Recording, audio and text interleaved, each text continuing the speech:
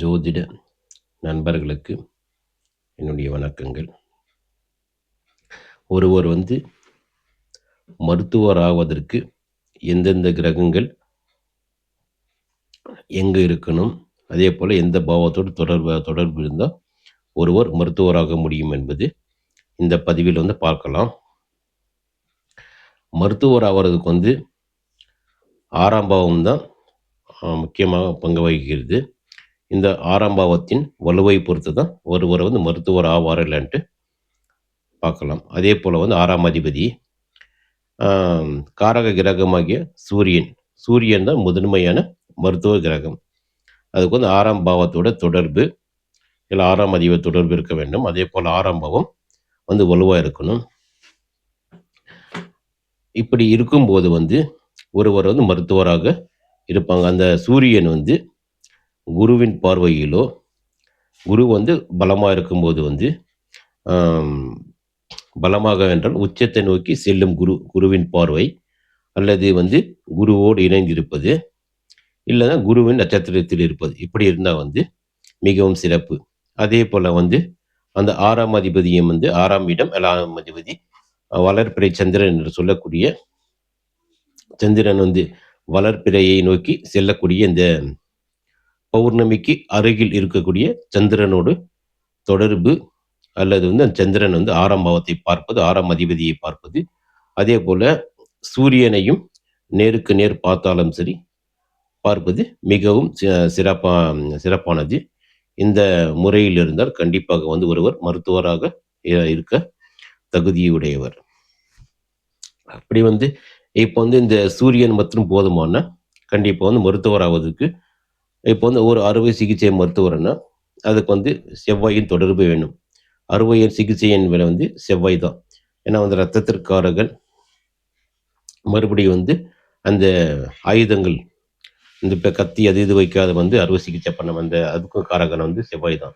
அதனால் அறுவை சிகிச்சை என சந்திரன் செவ்வாய் இந்த சூரியனோடு தொடர்பு இருக்கணும்.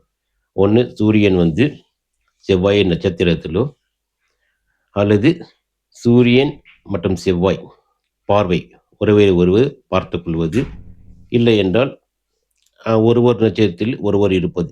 நட்சத்திரங்கள் சூரியன் நட்சத்திரத்தில் சந்திர செவ்வாய் நட்சத்திரத்தில் சூரியன் இருப்பது, இப்படியும் இருக்கலாம். இப்படி இருந்தால் அறுவை சிகிச்சை மருத்துவராகலாம். அதே போல் அந்த செவ்வாயின் பலம் சற்று குறைந்தால் பல் மருத்துவராக வருவதற்கு வாய்ப்புண்டு.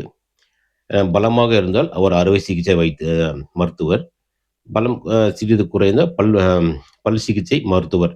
ஏனென்றால் பல்லுக்கும் இந்த செவ்வாய் தான் காரணம். அதே போல் இந்த குரு பலமாக கூடியிருந்தால் அவர் குழந்தை நல மருத்துவர். ஏன்னா குருன்றது குழந்தைகளை குறிக்கும். அதனால் குழந்தை நல மருத்துவராக இருப்பார் சூரியனோடு சேர்ந்திருக்கும் போது. செவ்வாய் இருந்தால் பெண், இந்த ப்ரெக்னென்ட் லேடிஸ் இவங்களாம் பார்க்க அந்த மருத்துவராக இருக்கலாம். இல்லை ஆப்ரேஷன் பண்ணுற இந்த பெண் மருத்துவர்கள் இருக்காங்க, அவங்களும் இந்த